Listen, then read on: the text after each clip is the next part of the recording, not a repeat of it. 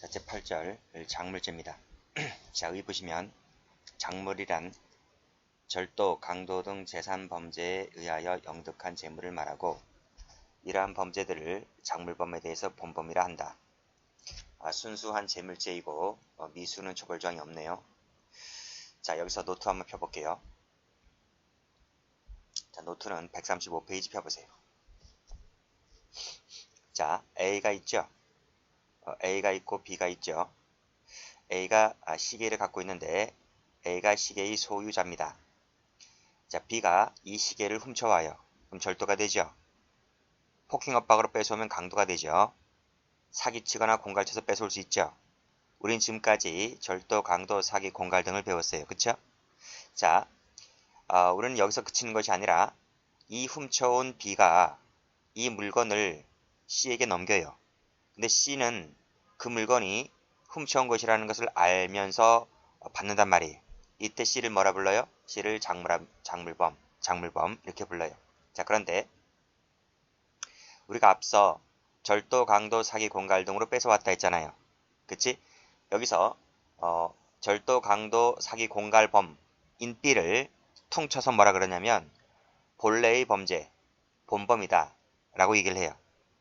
됐습니까? 그러니까 본범이라고 하는 것은 절도, 강도, 사기, 공갈을 퉁쳐서 한 말이다. 됐어요? 자, 이 훔쳐온 물건을 C가 알면서 취득하면 작물 취득이 되는 것이고요. 알면서 보관해주면 작물 보관이 되는 거예요. 그리고 이 훔쳐온 물건을 D에게 넘겨주거나 운반해주거나 알선해주거나 하게 되면 양도죄, 작물 양도죄, 작물 운반죄, 작물 안설죄가 되는 거예요. 됐습니까? 작물합의는 C인데 이 C는 작물합의 형태가 취득, 그 다음에 양도, 운반, 보관, 알선 이렇게 5가지 형태로 나올 수가 있다. 됐습니까? 그리고 이 객체는 B가 A 시계를 훔쳐왔다 했잖아요. 그쵸? 그래서 이 시계는 재물이다. 재물. 그래서 재물만 되고 재산상 이익은 작물죄의 객체가 되지 않습니다. 됐죠? 다시 교재 와보세요. 자, 작물이란 절도, 강도 등 재산범죄에 의해서 영득한 재물을 말하고 이러한 범죄들을 작물범에 대해서 본범이라 한다. 이해되시죠? 순수 재물죄이고 미수는 없다. 성격 볼게요. 자, 작물범은 본범을 비호하는 사후 종범적 성격도 띠고 있지만 그렇지만 작물죄는 본범과는 엄연히 독립된 범죄죠. 그래서 작물죄를 따로 배우고 있는 거예요. 자, 형법은 실제로 작물죄를 절도죄보다 무겁게 처벌하고 있다라고 하는 것인데 절도죄는 6년 이하 징역이고 작물죄는 7년 이하 징역인데 왜 작물죄가 절도죄보다 형이 무거울까요? 이 작물합의 때문에 절도범이 마음 놓고 절도를 해올 수 있는 것이다. 죄질 자체가 작물합의가 더 나쁜 놈이에요. 그래서 작물죄가 절도보다 무겁다. 당연히 강도보다는 약하지만 절도보다 무겁다. 검찰직에 한번 나온 적이 있습니다. 자, 본질 볼게요. 다시 노트를 와서 보시게 되면 자, 그러면 이 작물범은 왜 처벌하느냐 이 말이에요. 왜 처벌하느냐. 자, 첫 번째 이유가 추국건설에 있다. 추국건설은 뭐냐면 이 A가 피해자잖아요. 피해자인 A가 시계를 뺏겼잖아요. 그치? 그러면 이 물건을 훔쳐간 놈이 B라는 것을 알려면 알 수 있잖아요. 그러면 B에게 가서 야, 너 내 물건 훔쳐갔지? 돌려줘. 라고 소유권에 대한 반환 청구를 행사할 수 있잖아요. 그쵸? 근데 그 물건이 한 번 더 건너가면 C라는 사람에게 건너가면 A는 그 물건이 건너갔기 때문에 최종 소지자가 누구인지를 알 수가 어렵단 말이에요. A 입장에서 봤을 때. 그래서 추구권설리라고 하는 것은 피해자인 A 입장에서 봤을 때 소유권에 대한 반환 청구, 즉 추구, 소유권에 대한 반환 청구를 곤란하게 한다는 점 때문에 이 작물범을 처벌하는 근거가 된다는 것이 추구권설이고요. 그러면 유지설리라고 하는 것은 무슨 견해일까요? 준말인데 위법상태 유지설 해서 앞에 위법상태를 빼고 유지설이라는 견해입니다. 이것은 무슨 말인가 하면 B가 이 물건을 훔쳐왔잖아요. 그 행위는 위법한 행위잖아요. 그 위법성을 B와의 합의하에 B가 그 물건을 보관하고 있다, 취득하고 있다는 거예요. 그래서 유지설리라고 하는 것은 BC, 본범과 작물범의 합의에 의해서 위법 상태를 유지하는 데에 그 본질이 있기 때문에 따라서 작물범은 이 견해에 따르게 되면 처벌보다 마땅하다. 이렇게 보고 있는 겁니다. 그런데 우리 학설과 판례는 이 두 가지를 절충한 이 절충설이 학설과 판례다. 이렇게 보시면 될 것 같아요. 그래서 추구건설, 유지설은 공부할 필요가 없고 여러분들은 3번만 공부를 해두시면 돼요. 과거의 기출문제를 가보면요. 공무원시험 말고 사법시험이라든지 검찰직 같은 경우에는 추구건설과 유지설을 구별해서 나온 적이 자주 나는데 한 번 정도 있었던 것 같아요. 특히 사법시험에서. 근데 이런 것은 오늘날의 출제 경영과는 맞지가 않다. 그래서 공부를 하지 마시기 바랍니다. 다시 교재를 와서 보시게 되면 그래서 제 교재에서도 추구건설이 뭐고 유지설이 뭔지를 적어놨는데 검은색 펜 드시고 X 이렇게 거두시기 바랍니다. 자, 그럼 마지막으로 결합설만 밑줄 그어두시고요. 이것이 다수설 판례이다. 자, 위법상태 유지라고 하는 것은 피해자의 추구권 행사를 곤란하게 한다는 점에 그 본질이 있다라고 해서 이 두 가지 유지설과 추구권설을 합친 견해가 오늘날의 다수설 판례이다. 이렇게만 정리하시면 될 것 같아요. 다음 페이지 한번 가볼게요. 작물이 나와 있죠. 자, 작물의 개념 볼게요. 자, 재산제에 의해서 영득한 재물로서 위법 상태가 유지되고 있다는 것을 말한다. 그치? 자, 밑에 판례 보시게 되면 빨간색으로 작물제가 되려면 재산제 동그라미, 영득한 물건 동그라미. 물건이죠, 물건. 재물입니다. 마지막에 위법성 동그라미. 위법한다는 말은 유지설에서 나온 말이죠. 그쵸? 자, 됐나요? 그리고 밑에 2번을 가보시면 이건 잠시 이따 설명할 건데 본범에 대한 법적 평가는 그 행위에 대해서 우리 형법에 적용되지 아니한 경우에도 우리 형법을 기준으로 해야 한다. 이로써 충분하다라고 한 거예요. 이건 속지주의 얘기인데 잠시 뒤에 그 리스 사건 나올 겁니다. 거기서 다시 한번 설명해 드리고요. 본범 행위가 우리 형법에 위치해서 절도죄 등 요건에 해당하는 위법한 행위라고 인정된다면 엄연히 이것도 작물로 봐야 한다. 이렇게 나와 있네요. 자, 여기서 노트를 다시 한번 펴보세요. 자, 노트는 그 다음 페이지 펴보세요. 자, 작물 나와 있죠. 당구장 표시해서. 자, 이것은 이제 다수설과 판례에 따라서 개념 정의가 된 것인데 재산범죄에 의하여 영득된 재물로서 위법 상태가 유지되고 있는 것 이렇게 정의를 내립니다. 따라서 이 작물이 되려면 일단은 재산범죄에 의하여야만 돼요. 재산범죄. 그래서 이 재산범죄가 아닌 이 비재산죄 있죠. 그치? 비재산죄 같은 경우에는 작물이 될 수가 없어요. 그 얘가 국가적 사회적 법익이지 국가적 사회적 법익은 재산죄가 아니잖아요. 그쵸? 국가적 사회적 법익은 작물이 나올 수가 없다. 그 얘가 뇌물, 국가적 법익이죠. 도박, 사회적 법익이죠. 위조통화, 위조문서, 사회적 법익입니다. 이런 것은 뇌물이 될 수가 없다. 그런데 이 위조탑승권을 우리 뒤에서 배우겠지만 위조탑승권은 유가증권이거든요. 유가증권. 그러면 유가증권도 사회적 법익임에도 불구하고 우리 판례가 작물이다라고 보고 있어요. 조심하셔야 돼요. 다시 한번 정의 내릴게요. 국가적 사회적 법익은 작물이 될 수가 없다. 그 예로 뇌물, 도박의 판돈, 위조통화, 위조문서는 작물이 될 수가 없다. 그렇지만 우리 판례는 이 유가증권에 해당하는 이 위조탑승권을 작물로 보고 있다는 점에서 조심하셔야 됩니다. 두 번째, 작물은 영득된 재물이어야 돼요. 영득제. 그래서 영득에다가 색깔 칠했죠. 그래서 비영득제 같은 경우에는 작물이 될 수가 없어요. 비영득제 우리 앞에서 배웠지? 맨 그 재산죄 일반론 할 때 배웠잖아요. 손괴죄 얘는 영득 의사가 필요 없죠. 손괴죄는 그래서 작물이 될 수가 없다. 그리고 영득된입니다. 영득된이지 제공된 것이 아니에요. 그래서 그 예로 이중매매, 양도담보 얘기가 나오는데 이것은 잠시 있다 뒤에서 다시 한번 설명하겠습니다. 자, 그 다음 세 번째는 재물이어야 돼. 재물만 작물이 될 수가 있다. 그래서 재물이 아닌 밑에 나와 있죠. 이익은 작물이 될 수가 없고요. 권리도 작물이 될 수가 없어요. 그래서 그 이익을 우리가 객체라는 범죄 배웠지. 재산상 이익만을 객체라는 범죄. 배컴이죠. 배컴. 요 배하고 컴은 객체가 이익만 되는 것이기 때문에 배컴에서는 작물이 될 수가 없다. 그쵸? 그리고 권리는 작물이 안 돼요. 그 얘가 바로 전화가입권인데 이건 판례 나올 겁니다. 전화가입권은 권리라서 작물이 될 수가 없다. 세 번째, 작물은 작물이 아닙니다. 작물을 팔아서 얻은 돈 있죠. 작물 매각대금, 그 다음에 전당표 이런 것들은 대체작물이기 때문에 이런 것들은 작물이 될 수가 없다. 판례입니다. 판례. 자, 세 번째입니다. 자, 네 번째는 뭐냐면 위법성을 갖춰야 돼요. 위법성을 갖추었을 때 작물이 될 수가 있는 것이에요. 자, 쭉 내려와서 위법성이 아닌 내가 그 물건에 대한 소유권을 취득했다 라고 하게 되면 위법성이 없어지잖아요. 그치? 그러면 작물이 될 수가 없어요. 그래서 이 수탁자가 신탁물을 처분한 것이 작물일까? 수탁자는 대외적으로 소유권자이기 때문에 이것은 소유권을 취득한 사람입니다. 소유권자로부터 취득한 것은 작물이 될 수가 없다. 이렇게 정리를 해주면 돼요. 자, 같이 한번 해볼까요? 자, 수탁자는 소유권자라고 했습니다. 작물이 될 수가 없다. 자, 그런데 우리가 앞에서 이중매매 배웠지. 부동산 이중매매 배웠지. 거기 판례 할 때 배웠을 거예요. 이중매매된 부동산. 이 이중매매는 갑이라는 소유자가 을에게 팔고 병에게 파는 거잖아요.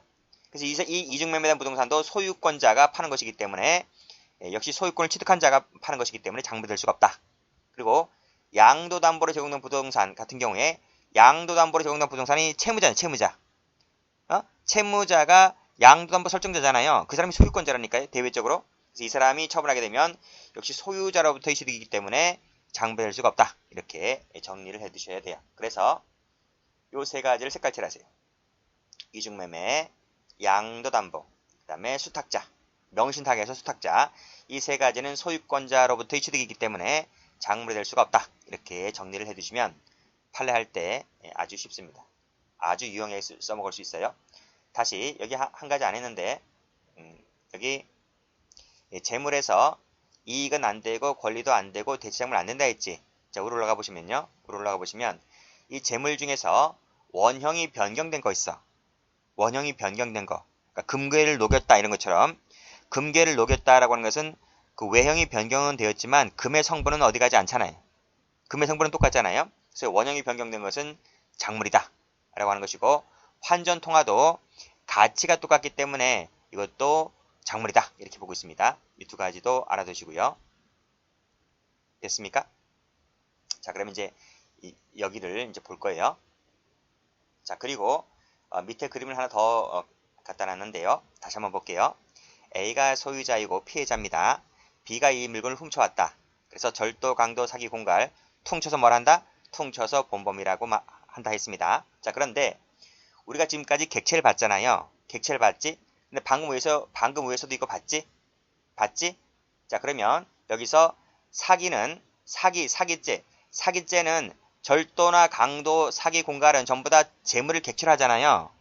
그치? 물론 강도나 사기, 공갈 같은 경우는 재물 또는 재산상 이익도 객체가 되지만 어쨌든 재물에 다 들어가잖아요. 절도, 강도, 사기, 공갈에 전부 다 재물 들어가잖아요. 전부 다 재물이 들어가는데 이 사기 중에서 이 컴퓨터 사용 사기죄만큼은 객체가 재물이 없기 때문에 컴사는 빠진다. 위에서 했잖아. 위에서 여기서 했잖아. 그치? 여기서 컴사는 빠진다고 했잖아.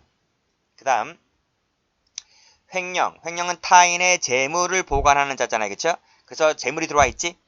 근데 배임죄 같은 경우에는 타인의 사물을 처리하는 자이지 거기 재물이란 말이 없잖아요. 그쵸? 그래서 배임죄는 빠진다. 배임죄는 작물이 될 수 없다. 근데 배임죄에서 뭐가 나오지? 배임죄 파트를 공부하다 보면 끝무리에 우리가 배임수재죄, 증재죄를 배우잖아요. 그 배임수재죄, 증재죄 같은 경우에는 객체가 재물 또는 재산상 이익이었잖아요.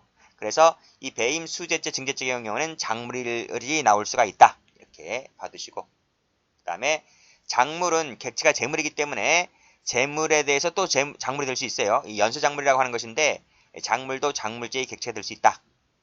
그 다음 손괴죄는 비영득죄이기 때문에 작물이 될 수가 없다. 그 다음 권리행사 방해죄는 객체가 권리잖아요. 권리지 이건 재물이 아니잖아요. 권리행사 방해죄도 할 때 권리에는 X. 강제집행면탈죄 같은 경우에도 이것도 X. 재물을 대상으로 하는 건 아닙니다. 자기 재산을 몰래 빼돌리는 것이지. 자, 그래서 지금 X 쳐놨죠? X 친 것은 작물이 될 수가 없다. X가 아닌 것은 X가 안 돼 있는 부분은 전부 다 작물이 될 수가 있다. 이렇게 정리를 해두시면 될 것 같아요. 됐습니까? 자, 그러면 다시 교재를 와서 볼게요. 자, 첫 번째 요건입니다. 재물성을 띄어야 돼. 재물성을 띄었을 때 작물이 될 수 있는 것이다. 재물성을 띠거나 또는 재물과 동일성을 띠어야 됩니다. 자, 보겠습니다. 자, 그래서 작물이 될 수 있는 것은 일단 재물이어야 되고요. 두 번째는 재물과 동일성을 띠어야 돼요. 만약에 작물이 될 수 없는 것은 재물이 될 수 없거나, 그치? 동일성을 띌 수 없거나 했을 때는 작물이 될 수가 없는 거예요. 자, 그럼 올라가 볼게요. 먼저 첫 번째 재물이 되는 것. 재물이 되는 것. 재물에는 동산, 부동산이 다 있죠? 불문한다. 자, 근데 관리할 수 있는 동력도 작물이 된다라고 하는 것은 제가 재산제 일반론 할 때 말씀드렸습니다. 그치? 관리할 수 있는 동력도 된다. 작물제, 방금 말씀드렸지? 노트에서 연쇄작물, 작물제도 객체될 수 있다. 그리고 배임 수제제, 증제제도 될 수가 있다. 말씀드렸습니다. 원형이 변경된 거 된다 그랬어요. 원형이 변경된 거. 그래서 그 예로서 금괴라든지 그 목재 있지, 목재. 산에 가서, 나무 산에 가서 원목을 도벌했어요. 그래서 제재소에 가서 그 나무의 껍질을 싹 다 벗겼어요. 벗겨서 그 동그란 나무를 제재소에서 가공해서 네모나게 만들었어요. 그래도 그 나무의 성분이 똑같기 때문에 나무의 성분에 대해서는 뭐다? 원형이 변경되었지만 나무의 성분은 똑같기 때문에 이것도 작물이다. 이렇게 보는 겁니다. 금괴라든지 반출한 목재 이런 것들은 작물이 될 수 있어요. 자, 중요한 것이 요 2번 체크하시고 3번 체크하시고, 체크하는 것은 왜 체크했나요? 판례가 있기 때문에 체크한 겁니다. 자, 보시면 환전통화. 자, 절취한 10만원권 수표를 1만원권의 지폐로 교환했다. 자, 내가 훔친 것은 10만원짜리 수표 한 장이잖아요. 그치? 그럼 그 10만원짜리 한 장이 지금 작물이 될 수 있는 거잖아요. 그런데 이것을 은행에 가서 예금해놓고 1만원짜리로 찾았다. 그러면 내가 이 1만원짜리는 내가 훔쳐온 그 작물은 아니지만 가치가 똑같단 말이야. 가치가 똑같기 때문에 이것도 작물이다. 이런 말이에요. 그리고 예금해서 찾은 경우 마찬가지로 작물이다. 이 환전통화는 작물입니다. 그래서 자, 그 다음 재산제를 구성하는 불가벌적 사후행위로 취득한 물건. 일단 밑줄 그어두시고 판례는 뒤에서 설명해 드릴게요. 됐고, 자, 밑에 보시게 되면 자, 재물이 아닌 것은 작물이 될 수가 없어요. 그치? 그래서 이익 세무 치시고 권리 세무 치시고 이런 것은 작물이 될 수가 없다. 말씀드렸지? 배, 컴, 그 다음에 주식 전화가입권, 주식 광업권 이런 것은 권리라서 작물이 될 수가 없다. 그 다음 복사물은 작물이 될 수가 없는데 복사물은 판례도 없고 그래서 출제가 된 바가 지금까지 없습니다. 그냥 가만히 놔두시고요. 자, 마지막으로 보는 것이 대체작물이죠. 대체작물 세무 치시고요. 작물이 될 수가 없다. 자, 작물을 팔아서 얻은 돈, 매각대금, 다음 작물을 금전으로 구입한 물건, 이런 것, 작물인 금전으로 구입한 물건, 이런 것들도 대체작물이지. 이런 것들은 작물이 될 수가 없는데 작물 매각대금이 출제가 잘 돼요. 자, 그러면 판례 볼게요. 다음 페이지 보세요. 자, 이 판례 별표. 이 판례는 우리가 신용카드 범죄할 때, 컴퓨터 사용사기죄 할 때 본 판례입니다. 워낙 중요한 판례이기 때문에 다시 한번 볼게요. 자, 갑은 권한 없이 A 회사의 아이디 패스워드를 입력하여 인터넷 뱅킹에 접속을 했다. 위 회사의 예금 계좌로부터 자신의 예금 계좌로 1억 8천원을 이체하는 내용의 정보를 입력하여 따. 그치? 그래서 금액을 증액시켰지? 여기까지. 무슨 죄가 돼요? 아니, 자신의 예금 계좌로 1억 8천을 이체했다 했잖아. 그럼 계좌이체지, 계좌이체. 제가 뭐라 그랬지? 계좌이체란 말만 나오면 무슨 죄가 된다고요? 컴퓨터 사용사기죄가 된다. 그치? 컴퓨터 사용사기죄가 된다. 됐죠? 자, 이제 자기 통장에 돈이 들어왔어요. 자, 이제 자기 카드를 이용해서 현금 자동지급기에서 6천만 원을 인출해요. 자, 여기서 6천만 원을 인출했다라고 하는 것인데 이것이 무슨 죄가 되나요? 내 통장에 있는 돈을 내 카드를 이용해서 인출했다고요. 이것이 절도가 되나요? 내 통장에 있는 돈을 내가 인출했는데 이것이 절도가 되냐고요. 의사에 반해서 인출한 건가요? 내가 내 의사에 반해서 인출한 건가요? 절도가 안 되잖아요. 그럼 사기인가요? 이게 내 카드인데요? 내 카드는 내가 쓰라고 주는 카드 아닌가요? 은행에서? 사기도 될 수 없는 거죠. 그치? 그러니까 이 6천만 원은 절도도 아니고 사기도 아닌 거예요. 그럼 이 6천만 원은 무슨 돈이에요? 6천만 원은 여기 컴퓨터 사용 사기죄로 인해서 만들어진 돈이죠. 그쵸? 그치? 근데 컴퓨터 사용 사기죄는 객체가 뭐라 한다 했어요? 객체가 재산상의 이익이다. 라는 거예요. 이 그림 노트에 있을 텐데요. 노트에 있을 거야. 잠깐만요. 제가 한번 찾아볼게요.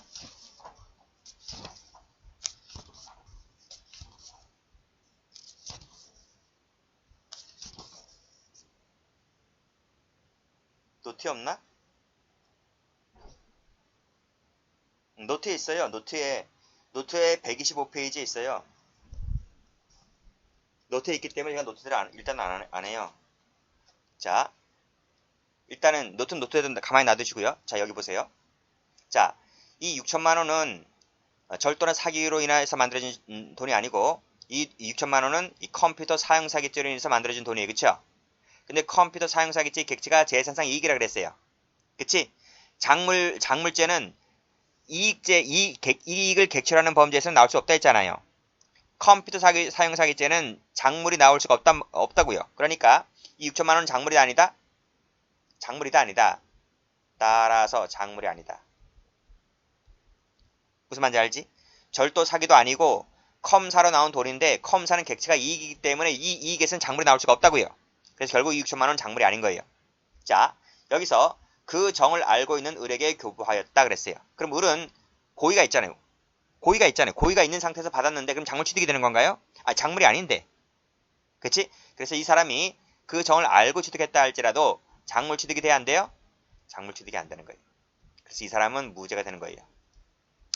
갑은 무슨 죄만 되는 건가요? 컴퓨터 사용 사기죄만 되는 거예요. 이해되시겠죠? 이것을 제가 앞에서 설명을 한 바가 있습니다. 자, 그러면 다시 한번 그저와 보시게 되면 파란색으로 판결로지 1번입니다. 일단 이 죄는 무슨 죄가 된다? 컴퓨터 사용 사기죄가 일단 된다. 여기서 자기 현금 카드에서 자기 세무 치시고 밑에 보시면 정당한 사용 권한이 있는 사람이기 때문에 그 사용 권한에서 인출한 것은 절도도 안 되고 결국 사기도 되지 않는다. 따라서 이 돈은 작물이 될 수가 없다. 까지 앞에서 설명한 바가 있습니다. 가로 2번을 보시게 되면 이것은 이제 사실관계 나와 있는 거죠. 자신의 예금 계좌에서 돈을 이체했다. 자신 세무 치시고 그래서 제가 뭐밖에 안 된다? 컴퓨터 사용 사기죄밖에 되지 않는다. 자, 이 물건은 작물이 될 수가 없기 때문에 이 물건은 재물이 아니라 재산상 이익이기 때문에 결국 작물이 될 수가 없고 결국 그래서 작물 취득이 되지 않는다. 이렇게 정리를 해주시면 될 것 같아요. 자, 이제 OX8을 볼게요. 자, 빨간 펜 들어보시고 위조 탑승권 빨간색 동그라미. 사회적 법이긴 한데 판례가 예외적으로 이것을 작물처럼 인정했다는 겁니다. 위조 유가증권이죠. 자, 밑에 2번 보시게 되면 예금 동그라미. 그치? 동일한 액수의 현금을 인출했다 했을 때 이 물건은 마지막에 작물이 된다. 근데 검찰직 시험에 가면 이렇게 나온 적이 있습니다. 자, 물질적 동일성은 상실됐죠? 내가 훔쳐온 바로 그 돈은 아니잖아요. 근데 금전적 가치가 동일하다. 가치에는 변동이 없다는 말은 가치가 똑같다는 겁니다. 그치? 이것을 검찰직 시험에서 물어본 적이 있어요. 자, 판결로지 2번. 자기합 수표할 때 수표 동그라미도 금전과 똑같이 해석해야 된다. 라는 겁니다. 그래서 이 자기합 수표를 어느 지점에서 예금했다가 다른 지점 가서 인출했다 하더라도 이 인출한 현금에 대해서 뭐가 된다? 작물이다. 이렇게 보시면 될 것 같아요. 그 다음 밑에 3번을 보시게 되면 여기서 그 사후 행위로 인하여 취득한 물건 나와 있지? 그치? 동그라미 쳐볼게요. 이것도 작물이다. 이렇게 봐두시면 되겠습니다. 이것이 바로 앞에 이제를 보게 되면 어디에 나와 있는 건가요? 여기 나와 있지? 동그라미 3번에 재산죄를 구성하는 불가불력 사용으로 취득한 물건도 작물이다. 라는 판례입니다. 자, 이거 한번 설명드려볼게요. 자, A가 소유자, 물건의 피해자죠. 그치? 시계를 갖고 있는데 B가 이 시계를 이렇게 훔쳐왔어요. B는 절도범이죠. 절도범. 본범이에요, 본범입니다. 자, 이 물건을 C에게 보관시켰어요. 보관시켰다. 위탁관계를 설정해서 야, 니 이거 좀 맡아줄래? 라고 하니까 알았어, 내가 맡아줄게 라고 하는 겁니다. 이 C는 그 물건이 훔쳐온 물건인 걸 알고 있어요. 그래서 이 사람은 작물보관죄가 돼요. 보관죄로서 작물합의가 되는 거예요. 작물보관죄가 됩니다. 자, 그럼 이 사람이 잘 보관하고 있으면 되잖아요. 그렇죠? 그리고 나서 B가 찾아왔을 때 B에게 주면 되는 거잖아요. 근데 이 사람이 돈이 궁해서 그것을 D라는 제3자에게 임의로 처분했어요. 자, 이건 뭐가 되나요? 이건 무슨 죄가 돼요? 횡령죄가 돼요? 횡령죄가 돼야 안 돼요. 보관자가 B 동의 없이 임의 처분했기 때문에 횡령이 돼야 안 돼요. 횡령이 안 돼요. 횡령이 되지 않고 이걸 뭐라 한다? 이거를 불가벌적 사후행위다. 불가벌적 사후행위가 된다. 이렇게 보시면 돼요. 왜요? A라는 사람이 뭐 시계 하나를 도난당했지 뭐 시계를 2개, 3개 도난당한 건 아니잖아요. 그렇죠? 이 사람이 C를 처분했다 하더라도 원래 피해자는 시계 하나밖에 잃어버리는 게 없어요. 구워 먹든 삶아 먹든 볶아 먹든 지져 먹든 간에 A는 시계 하나밖에 소유하는 게 없단 말이죠. 2-3개가 소유하는 것이 아니고 새로운 피해가 나타나지 않기 때문에 이것은 불가불적 사후행위가 된다. 결국 C는 보관자 하나밖에 되지 않는 거예요. 자, 그런데 자, 여기서 이 D라는 사람이 C로부터 이 물건을 사올 때 이 사람이 그걸 알아요. 아, 이거는 도품이라는 것을 알고 사는 거예요. 그러면 이 사람 무슨 죄가 되는 거예요? 악의이기 때문에 뭐가 되는 겁니까? 작물취득죄가 되는 거지.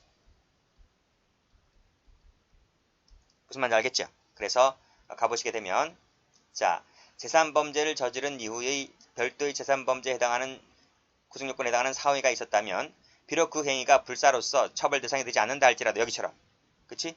불사로서 처벌 대상이 되지 않는다 할지라도 그 사후행위로 인해 취득한 그 물건은 뭐가 될 수 있다? D가 취득한 물건은 작물이 될 수 있다. 이런 논리입니다. 잘 받으시고요. 시험 전부 다 출제가 잘 돼요. 1번, 2번, 3번 할 것 없이 전부 다 출제되는 판례들입니다. 다음 작물은 재물이라 했어요. 재물이라 했다. 따라서 파란색 들고 이익 세무 안 되죠. 전화 가입권은 권리니까 안 되죠. 그쵸? 전당표는 대체작물이라 했어요. 대체작물 안 돼요. 다음 작물 처분대가 대체작물이고 작물 처분대가 대체작물, 작물 팔아서 얻은 돈 다 대체작물인 거예요. 작물이 안 돼요. 자, 됐고 그래서 이건 묶어서 하나로 정리해버리면 검은색으로 묶으셔서 대체작물이기 때문에 땡땡 작물이 될 수 없는 판례들이다. 이렇게 메모해 두시면 되겠네요. 다음 페이지. 밑에 거 볼게요. 자, 본범의 성질입니다. 재산범죄에 의해서 영득된 재물이어야 한다고 말씀드렸고 그래서 이 본범은 재산죄의 영득죄의 성질을 띄어야 돼요. 그래서 재산죄라고 하는 것은 형법상의 재산죄가 있고 특별법상의 재산죄가 있는데 둘 다 포함합니다. 그 대표적인 것이 바로 살림절도 뒤에 판례 나올 겁니다. 살림절도에서 얻어준 재물도 작물이다. 자, 사기도박은 사기죄이기 때문에 사기도박으로서 얻어진 재물도 작물이 됩니다. 단순도박은 안 되죠. 단순도박은 사회적 법이기 때문에 안 되지만 이 사기도박을 통해서 얻어진 돈은 사기죄이기 때문에 작물이 될 수 있어요. 말씀드렸듯이 위조유가증권을 말씀드렸고 영득죄, 재산죄여야 한다. 그쵸? 제가 말씀드린 것이 요 2번은 재산범죄 수단으로 사용된 물건은 작물이 아니다. 이렇게 학자들이 설명을 하고 있는데 그 설명보다는 제가 말씀드린 대로 이중매매는 소유자죠. 소유자로부터의 취득이죠. 을에게 처분하지 않고 지금 병에게 처분하는 거잖아요. 소유자로부터의 취득. 양도담보를 제공한 다음에 다시 그 양도담보물을 타인에게 양도했다 했을 때 이 양도담보 누가 하는 겁니까? 소유자인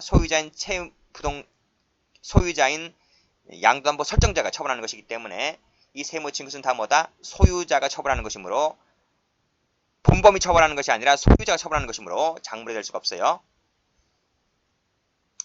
자, 비재산죄는 작물이 될 수가 없죠. 말씀드렸고 손자, 비영득죄죠. 손자도 작물이 나올 수가 없고 됐지? 자, 판례 볼게요. 자, 절도, 강도, 사기, 공갈, 횡령. 통쳐서 뭐라 한다 했어요? 본범이죠, 본범. 재산죄여야 한다. 그리고 영득한 물건이 한다. 됐습니다. 그러면 되는 것이지. 어느 범죄인지는 알 필요가 없어요. 절도, 강도, 퉁쳐서 재산범죄이면 되는 것이지 어느 범죄까지 명시할 필요까지는 없다. 다음. 자, 살림법, 살림절도는 작물이 될 수 있다 했습니다. 자, 그렇지만 임산물 단속에 관한 법률은 작물이 될 수가 없다. 라고 이렇게 보시면 될 것 같아요. 지금 이 법은 과거에 예전에 벌써 없어졌어요. 근데 이렇게 외우시기 바랍니다. 살림법상의 임산물의 대상은 이제 소나무, 뭐 있죠. 소나무, 참나무 이런 나무들 그런 작물이 될 수가 있는데 산에서 나는 그 임산물 중에서 그 있잖아. 나물이나 채소 이런 것은 작물이 될 수 없다. 이렇게 정리해 두시면 될 것 같아요. 자, 밑에 판례 별표 쳐볼까요? 이것이 바로 그거죠. 파란색으로 채무자가 채권자에게 양도담보로 제공한 물건이다. 그치? 근데 여기서 이 양도담보 나왔네요. 이때 채무자가 누군가요? 양도담보를 세모 쳐볼까요? 그러면 여기 이 채무자가 누구야? 이퀄 소유자지, 소유자. 그치? 채무자가 채권자에게 양도담보로 제공한 물건을 임으로 타인에게 양도했다 했을 때 이것은 소유자인 채무자로부터 취득이기 때문에 이것은 작물이라고 볼 수가 없다. 그쵸? 우리 양도담보 시간에 배웠지? 배임죄밖에 되지 않아요. 배임죄밖에 되지 않고 작물이라고 볼 수는 없다. 작물이 아니기 때문에 그러한 사정을 알고 취득했다 할지라도 작물 취득이 아니다. 이렇게 정리를 해두시면 됩니다. 자, 그 다음 실현 정도. 위법성까지는 가야 돼요. 따라서 책임 능력, 소추 조건, 처벌 조건은 필요하지 않다는 것이 다수설이다. 다수설. 그래서 책임 무능력자가 절취한 경우, 친고죄인데 고소가 없는 경우, 친족 상대가 적용되어서 형이 면제된 경우, 공소시가 완성된 경우 이런 것은 작물성이 인정된다라는 견해인데 그게 다수설인데 예외가 있어요. 이 공소시가 완성된 것과 관련해서 학설과는 반대로 이 판례가 이 공소시가 완성된 것은 작물이 아니래요. 그래서 이 부분에 대해서는 판례와 학설이 견해를 달리해요. 아시겠죠? 그래서 이렇게 정리를 해두시되 시험에 나올 가능성이 있다라고 하면 그나마 판례이기 때문에 판례를 알아두시면 될 것 같아요. 자, 그래서 밑에 판례 보시면 공소시 완성 나와 있습니까? 파란색으로 세모 치시고 밑에 작물성 밑줄 X 이렇게 정리해 두시면 되겠네요. 자, 옛날 판례인데 아직까지는 출제가 된 바가 없습니다. 그냥 참고 삼아 봐두시면 될 것 같아요. 가끔 공부하다 보면 이렇게 학설과 판례가 견해가 불일치한 경우가 종종 나타납니다. 그러면 항상 뭐를 중시하라? 판례를 중시하라. 이렇게 봐두시면 돼요. 그래서 문제를 잘 읽어보셔야 돼. 문제에서 판례를 묻고 있는지, 특히 검찰직 같은 경우에는 판례를 묻고 있는지 아니면 뭐 학설을 묻고 있는지를 잘 봐두시고 그렇게 정리하시면 될 것 같아요. 나머지 시험 같은 경우는 전부 다 판례를 물어보기 때문에 그렇다면 밑에 판례를 정리해 두시면 되겠죠. 자, 시간적 관계 볼게요. 작물죄가 성립하기 위해서는 본범이 일단은 기수가 돼야 돼. 기수가 돼야 한다. 그치? 절도, 강도, 사기, 공갈 다 기수가 됐지? 기수가 된 상태에서 그 물건을 넘기는 거잖아요. 자, 문제는 이 횡령죄일 경우에는 약간 문제가 있어요. 자, 횡령죄 같은 경우에는 재물 취득 행위가 시간적으로 겹치는 부분이 있어요. 겹치는 부분이 있기 때문에 이것이 동시에 발생합니다. 그랬을 때 그러면 상대방은 횡령죄의 공범이냐 아니면 작물범이냐 이것이 문제가 된다는 것인데요. 여러분들은 2번 판례를 체크하시고 판례 뭐라고 보고 있습니까? 이것을 작물범이다 이렇게 보고 있어요. 여기서 노트 한번 펴볼게요. 노트를 펴보시면 자, 동업청산 대가 지급사건이라고 나와 있죠? 배울 겁니다. 배울 거다. 자, 보시면 자, A가 회사죠. A가 회사다.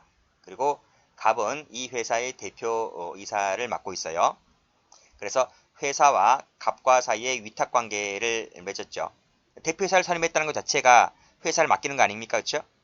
그러면 대표이사는 이 회사 재산, 재물에 대해서 재물을 보관하는 보관자가 되는데 이 대표이사라는 사람이 이 재물을 지 멋대로 처분해버려요. 처분해버리면 이게 무엇이다? 횡령죄가 되는 거죠. 타인 재물 보관자가 이미 처분했기 때문에 회사에 대한 관계에서 뭐가 돼요? 횡령죄가 되는 거예요.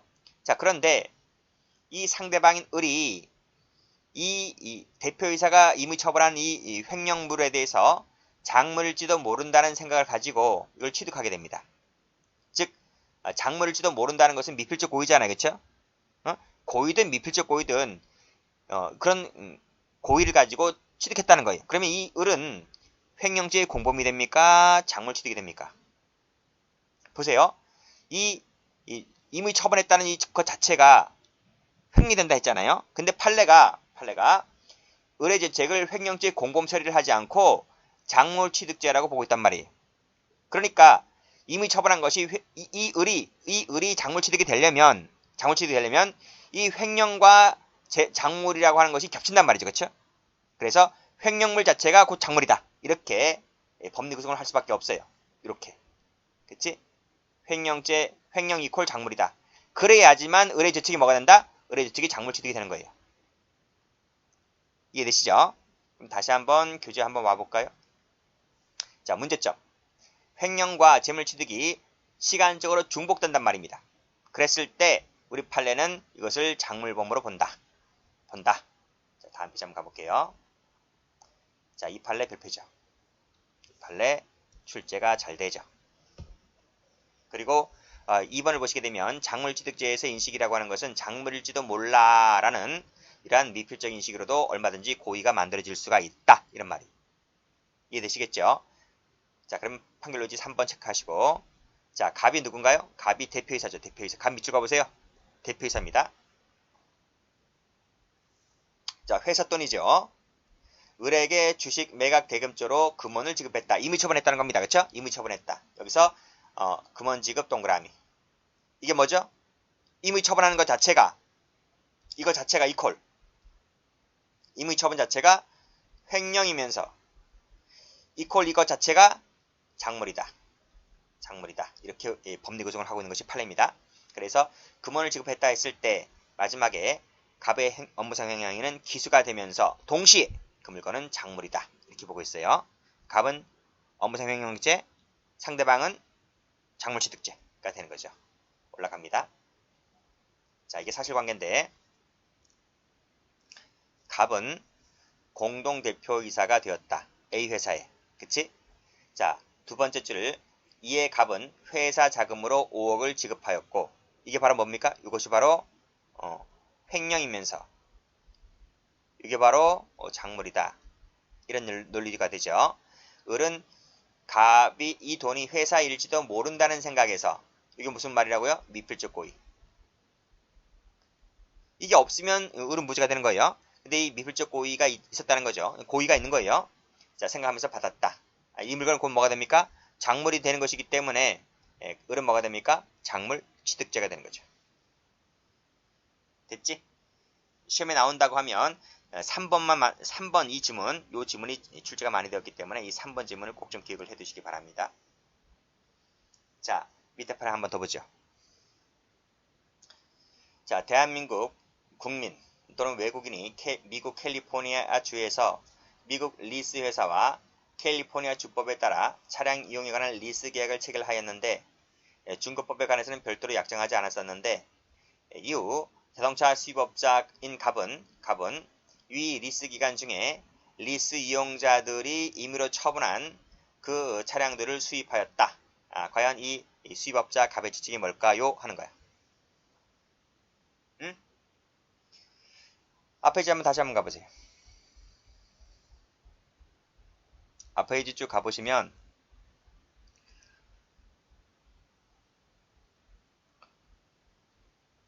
이 판례. 판례번호 똑같아요? 지금 방금 읽었던 판례번호 똑같죠? 여기서 2번 보세요. 2번.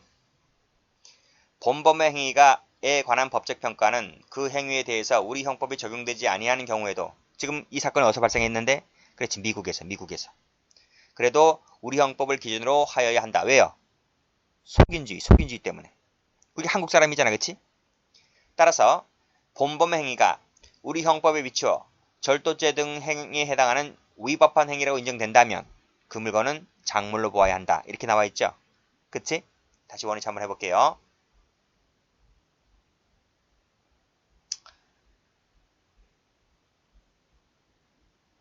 자, 쭉 가보시면 자, 여기 나왔네, 그쵸? 자, 여기서 노트를 펴봅니다.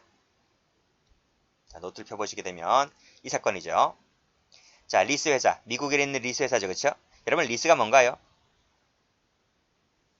리스. L-E-A-S-E. 리스지. 풀이하면 임대. 임대를 리스라고 얘기해요. 자, 리스 회사가 있어요. 여러분 혹시 우리나라에서 차를 살 때 리스 차량을 이용하십니까? 아니면 내 돈 주고 다 사십니까? 외제차는 리스를 많이 이용한다 그러죠. 리스를 하면 저도 리스를 해본 적이 있는데 3년 약정을 해서 리스를 하면 그 리스 기간 동안 그 소유권은 그 회사, 캐피탈 회사의 소유가 돼요. 저는 그 기간 동안 보관자가 되고요. 계약기간 약정이 끝나게 되면 그 차량은 다시 반납을 해야 돼요. 물론 계약기간이 끝나서 내가 그 차를 다시 사올 수는 있긴 하지만 일단은 계약기간 동안은 그 차는 내 차가 아니고 그 리스 회사 차가 돼요. 그래서 그 명의는 내 명의가 아니기 때문에 내가 차량에 대한 무슨 세금 낼 필요는 전혀 없어요. 취득세 이런 거 등록세 전혀 안 내요. 응? 그런 장점은 있지만 일단은 보세요. 이 리스 회사 소유가 돼요. 나는 그 기간 동안 이 차를 보관하고 있는 보관자가 되죠. 그치? 나는 그 차량의 이용자이지 나는 그 차량의 소유자가 아닌 거예요. 뭐다? 보관자일 뿐이다 이거예요. 그리고 약정 기간이 끝나면 다시 반납하라고요. 그런데 A라는 사람이 이 차량을 한국에 있는 수입업자에게 팔아먹었어요. 지 멋대로 처분한 거예요. 그쵸? 우여그림 똑같잖아. 이렇게 되는 거죠. 멋대로 처분하는 순간 횡령죄가 되는 것이고 이 순간 곧 이 물건은 작물이 되는 거예요. 이해되시지? 수입업자는 무슨 죄가 되는 거예요? 작물 취득죄가 그래서 되는 거예요. 됐죠? 다시 교재를 와보세요. 그러면 자 판결로 쭉 읽어보시고 리스 계약을 체결하였다. 근데 그 리스 이용자들이 자, 세 번째 검은색으로 리스 이용자들 밑줄 그시고 이 사람이 보관자다. 보관자. 자 빨간 펜으로 임의 처분하였다. 그리고 수입했다. 그치? 임의 처분과 수입이 동시 발생하잖아요. 동시 발생한다. 임의 처분하는 순간 이 물건은 횡령이 되는 것이고 이 물건은 작물이 되는 것이고 그래서 마지막 줄 보시게 되면 횡령죄, 작물죄 이렇게 되어 있네요. 이해되시죠? 다음 세 번째는 위법 상태의 존재다.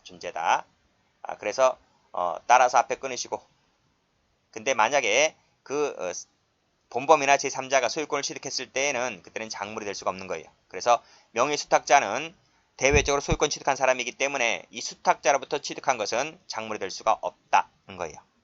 됐지? 자 밑에 판을 보시게 되면 신탁행위에 있어서는 수탁자가 대외적으로 소유자를 간주가 되는 것이다. 그랬습니다. 자 소탁자 세모 치시고 이 사람이 소유자이기 때문에 소유자로부터의 취득은 작물이다 아니다? 작물 취득이 그래서 안 된다. 이렇게 정리를 해주시면 되겠어요. 자 마지막으로 요것만 필기를 해드리고 강의를 마치겠습니다.